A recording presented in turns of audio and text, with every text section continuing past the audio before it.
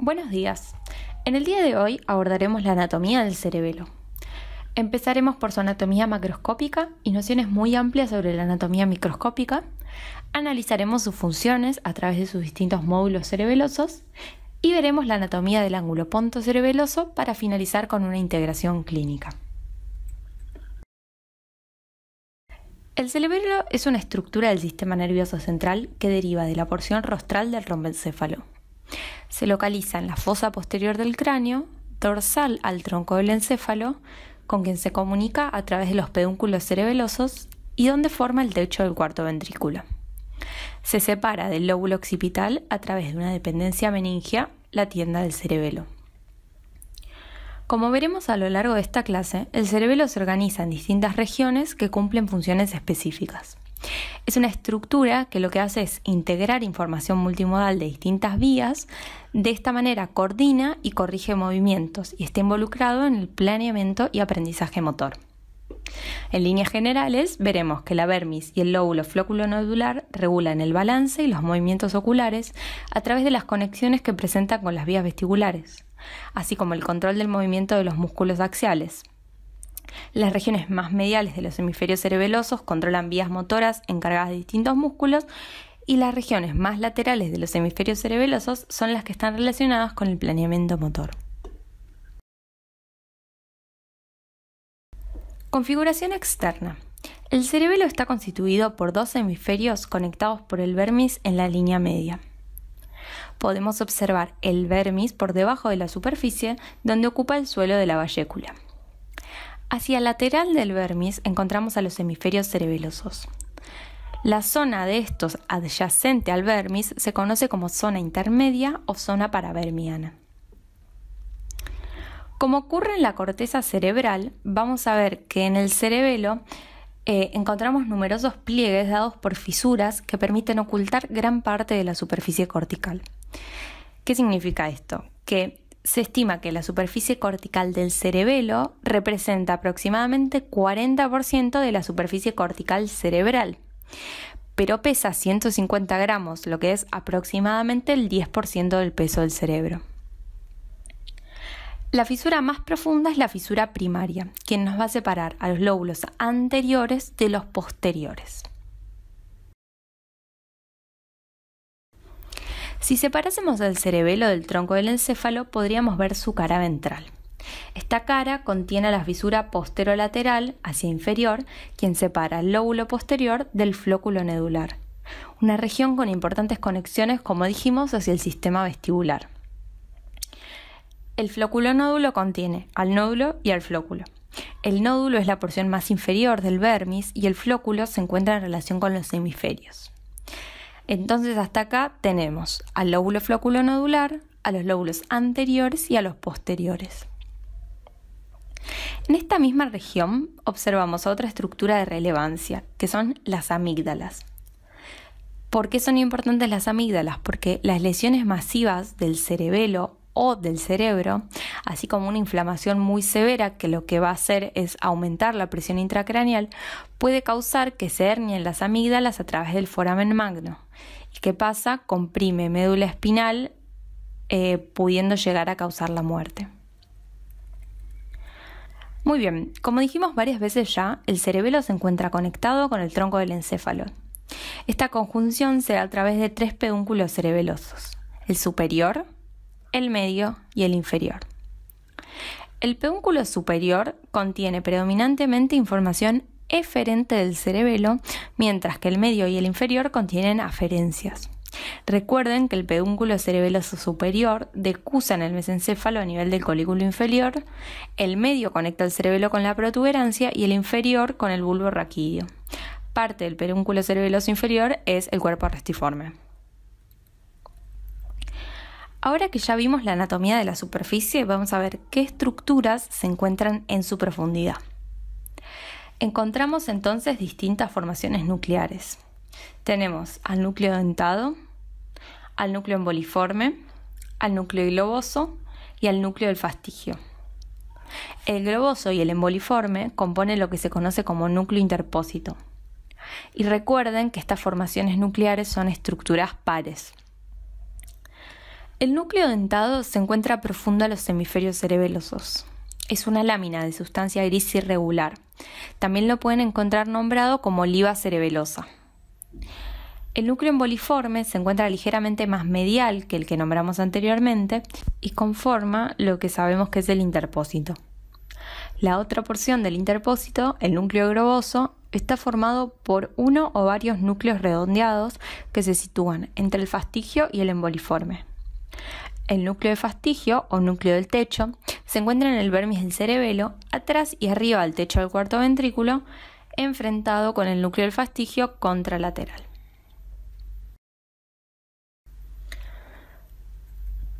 La corteza cerebelosa está compuesta por 3 capas, de externa a interna, capa molecular externa, capa de células de Purkinje o capa ganglionar y capa interna granular o estrato granuloso. En cada capa encontramos distintos tipos celulares. Encesto y estrelladas en la capa molecular, las células de Purkinje en la capa que lleva el mismo nombre y las células granulosas, trepadoras o musgosas y de Golgi en la capa granular. Las células de Purkinje constituyen las principales neuronas del cerebelo, ya que son las únicas neuronas cerebelosas que van a proyectar información hacia afuera de la corteza cerebelosa. Todas las otras neuronas son neuronas intrínsecas que establecen conexiones dentro del cerebelo. Ahora veremos cómo hace el cerebelo para ejecutar las distintas funciones que le corresponden. La corteza cerebelosa puede dividirse en 3 sectores topográfica y funcionalmente distintos. Filogenéticamente hablamos del arquicerebelo, encargado del equilibrio, el paleocerebelo, responsable del tono muscular, y el neocerebelo, responsable de la coordinación de los movimientos voluntarios. También lo pueden encontrar como vestíbulo-cerebelo, espino-cerebelo y ponto-cerebelo o cerebro-cerebelo, según la división funcional, que es la que vamos a utilizar en esta clase. Si entendemos las funciones de cada uno de estos módulos, nos va a ser más sencillo poder pensar cuáles van a ser sus conexiones. En primer lugar, nombramos cuando hablamos en la introducción la función de equilibrio, la coordinación de los movimientos oculares, la coordinación de los músculos axiales y apendiculares y el planeamiento motor. ¿A qué nos referimos cuando hablamos de planeamiento o corrección del movimiento? Bien, una prueba muy común que se utiliza para evaluar clínicamente la función del cerebelo es la prueba dedo-nariz-dedo. Como vemos, el examinador se encuentra parado, enfrentado al paciente y le pide con su dedo que toque la punta del dedo del examinador y posteriormente que el paciente vuelva a tocar su nariz. Pensemos ahora qué información va a necesitar para poder realizar la prueba correctamente. En primer lugar, información proveniente de la vía visual para localizar el primer objetivo, que es el dedo del examinador. Sobre esta información necesitamos primero estimar a qué distancia más o menos se encuentra para poder realizar un movimiento acorde, así como información previa sobre el objeto, es decir, deberíamos calcular que el dedo del examinador es el dedo de una persona, por lo cual bastaría un movimiento suave. Para tocar el segundo objetivo, que es la nariz propia, vamos a necesitar información propioceptiva, dónde se encuentra nuestra nariz, así como idea de que es nuestra propia nariz. Entonces, nuevamente vamos a necesitar un movimiento suave, no un movimiento brusco, para no lastimarnos la cara. Sobre todos estos movimientos que tenemos que realizar, además, necesitamos que todo nuestro miembro superior se involucre. Es decir, necesitamos un movimiento que nos acerque a los objetivos, un movimiento de los músculos proximales y un movimiento fino de nuestro dedo índice para poder alcanzar estos objetivos que son pequeños, con lo cual necesitamos precisión. Y desde ya que necesitamos además estabilidad del resto de nuestro cuerpo para poder mantener el equilibrio mientras ejecutamos la prueba, así como la estabilidad, o sea, la coordinación entre los músculos agonistas y antagonistas que vamos a utilizar. Esto engloba a grandes rasgos las principales funciones cerebelosas, ¿sí? Entonces vamos a ver ahora cómo es que lo hace. Como ya dijimos, tenemos 3 módulos funcionales: vestíbulo-cerebelo, espino-cerebelo y cerebro-cerebelo. Cada módulo contendrá un área de la corteza, un centro de sustancia blanca que contiene fibras eferentes y aferentes y a uno o más núcleos profundos. El vestíbulo cerebelo influye sobre la postura, la estabilidad y el equilibrio. Con esa información presente vamos a ver cómo se compone este módulo. Piensen que para esta función las aferencias que necesita integrar y a dónde pueden llegar a ser sus eferencias son obviamente áreas relacionadas. Las áreas corticales involucradas son el lóbulo flóculo-nodular, quien recibe fibras aferentes desde el ganglio vestibular ipsilateral y los núcleos vestibulares.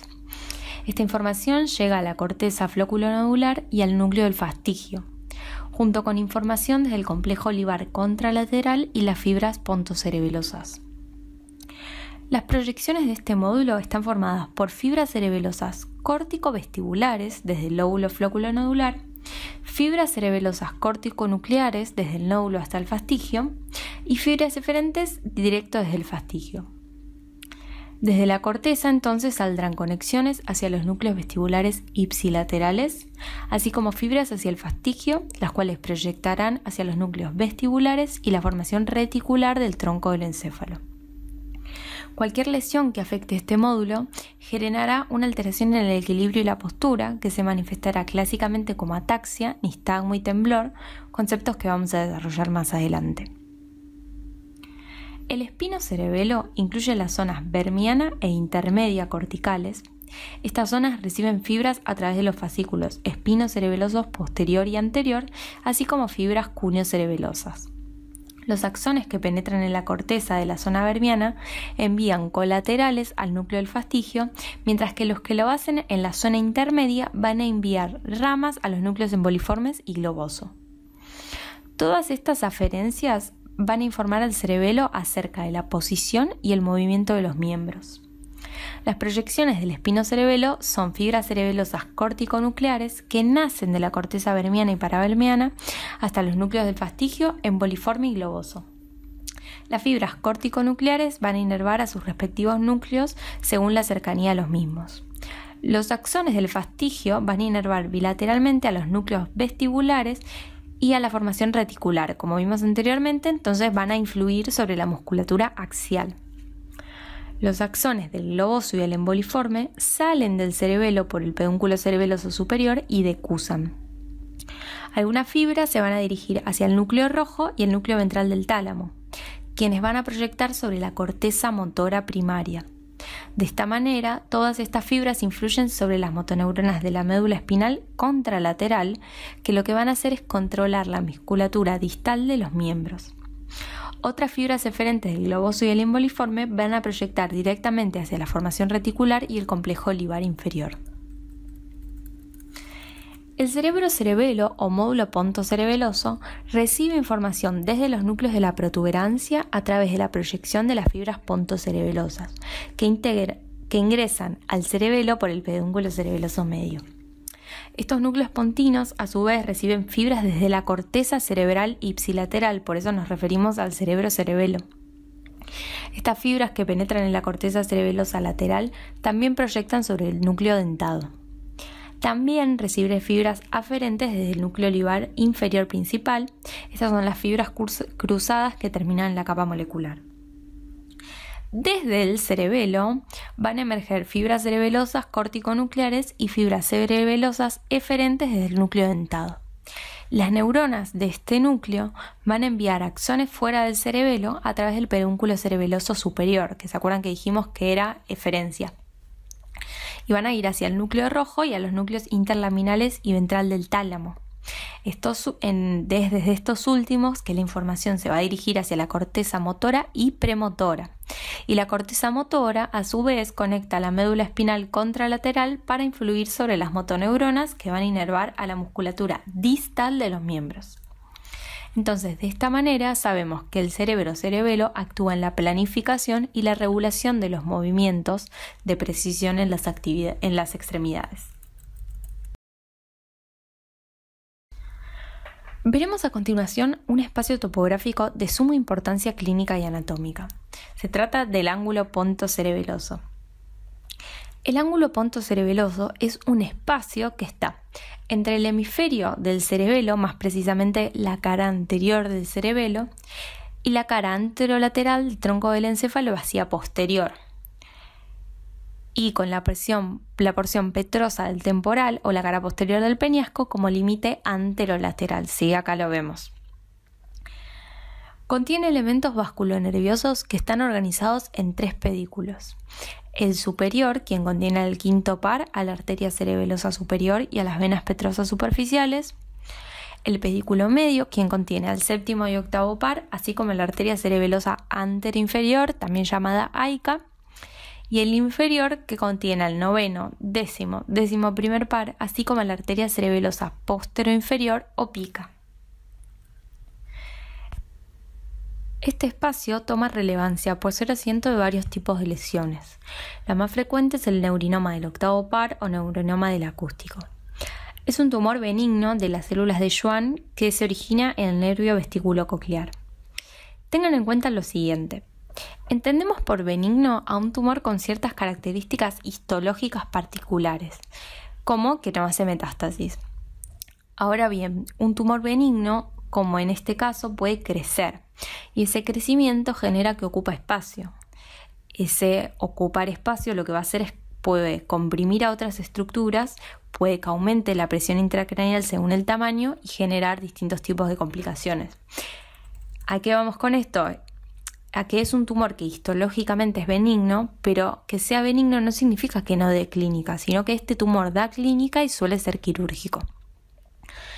La clínica de este tipo de tumor se correlaciona con las alteraciones de las estructuras adyacentes. ¿Cuáles son las estructuras adyacentes? Las estructuras que vimos recién, que nombramos recién. Entonces vamos a tener acúfenos, sordera, vértigo, pérdida del reflejo corneal porque se altera el quinto par, debilidad de los masticadores también por el trigémino, debilidad de la musculatura facial por afectación del séptimo par, etc. Es muy característico que estos síntomas vayan apareciendo de manera solapada.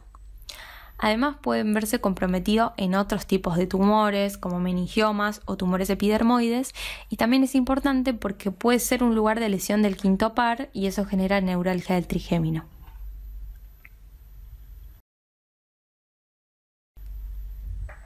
Muy bien, para terminar la clase de hoy veremos cómo se manifiestan las alteraciones cerebelosas en los pacientes. Lo primero que hay que pensar es que las lesiones cerebelosas lo que van a hacer es afectar las funciones normales del cerebelo. Entonces vamos a tener alteración de los sistemas motores, de los movimientos oculares, de las vías vestibulares, entre otros. Los síntomas de alteración cerebelosa suelen ser bastante característicos. Los pacientes suelen referir en primer lugar náuseas, vómitos, vértigos, alteración del discurso, inestabilidad postural o incoordinación de los miembros. Un síntoma muy frecuente de alteración cerebelosa es la ataxia. ¿Qué es la ataxia? La ataxia implica una falta de orden en los movimientos. Hay falta de orden en la contracción de los agonistas y los antagonistas, así como una falta de coordinación entre las articulaciones. ¿Cómo lo vamos a ver? Vamos a ver un paciente que tiene movimientos irregulares, que cuando va a buscar un objetivo se pasa, en el medio corrige, es decir, si quiere agarrar un vaso que tiene enfrente, lo que va a hacer es un movimiento muy brusco hacia adelante. Para querer corregir va a hacer un movimiento muy brusco hacia atrás y va a volver a corregir con un movimiento brusco, pero que esta vez le va a quedar corto. Es decir, se pasa del objetivo, corrige, ahora se queda corto, ¿sí? Por ejemplo, va alternando. Además, los movimientos atáxicos por definición son disrítmicos y dismétricos, que es lo que dijimos, no tienen un tiempo normal y no llegan a calcular las trayectorias correctamente. La ataxia puede ser troncal y esto va a generar un trastorno en la mancha o puede ser apendicular. Además, los pacientes pueden presentar otros síntomas como por ejemplo adiadococinesia, que se define como la alteración de la capacidad de hacer movimientos alternantes rápidos. Como por ejemplo, le vamos a pedir al paciente que toque la mesa, primero con la palma, después con el dorso, después con la palma y así sucesivamente, de manera alternada y de manera rápida, y vamos a ver que el paciente tiene mucha dificultad para hacerlo. Vamos a ver temblor postural, vamos a ver nistagmo y otras alteraciones en las funciones superiores, como por ejemplo alteración de la atención, alteración del procesamiento visoespacial y aprendizaje motor. Y con esto terminamos la clase de cerebelo. Espero que les haya sido de utilidad. Muchas gracias.